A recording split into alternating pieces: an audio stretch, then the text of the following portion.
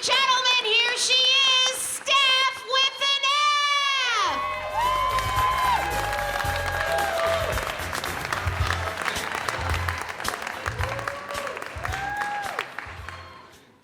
So, that's right, I'm Stef with an F.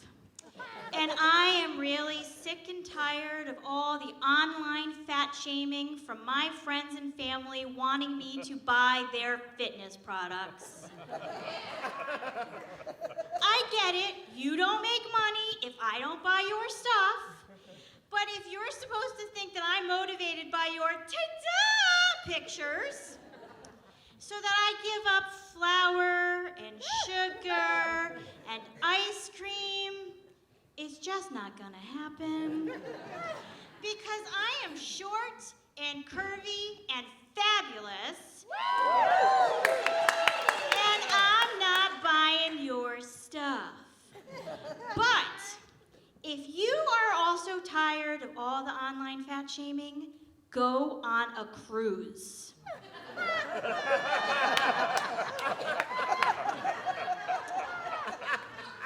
No matter how curvy you are, there are dozens of people curvier than you.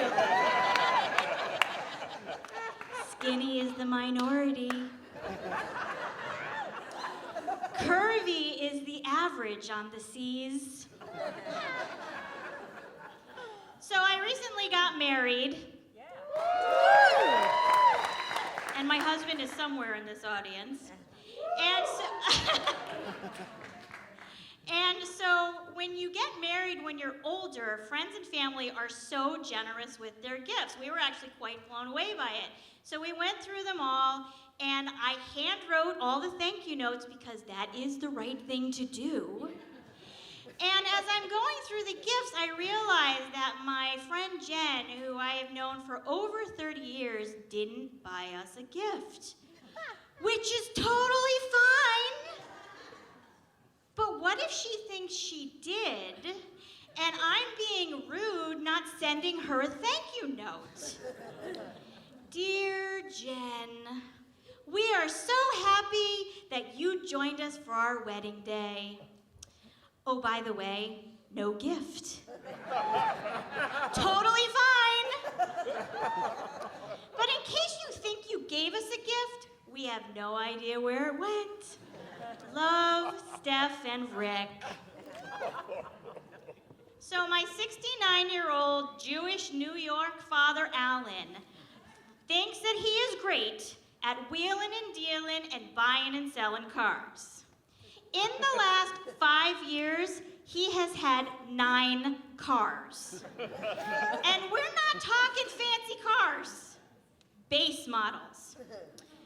Three Honda Accords, 2 Elements, 2 Civics, 1 CRV, and a Toyota Yaris.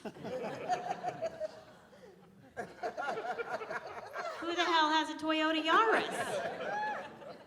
But he recently traded in his Civic for a fully loaded with leather heated seats CRV. They live in Florida. Their tushies are never cold. And he literally does this all behind my mother's back. She literally drove by their house one day because she didn't recognize the car in the driveway.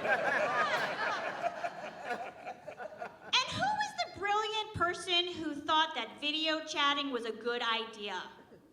I mean, you can't roll your eyes when somebody says something stupid because you are staring right at them.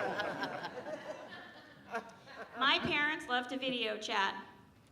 So my mom gets on the video chat site and she goes, "Oh, Stephanie, you look pretty." As if shocked that I can pull off attractiveness. And then my father says, "I'll be right back." He's gone for maybe a minute, and all of a sudden I hear, flush. Did he even close the door? And then he comes back and he sits down and he starts flossing his teeth as if I'm the mirror.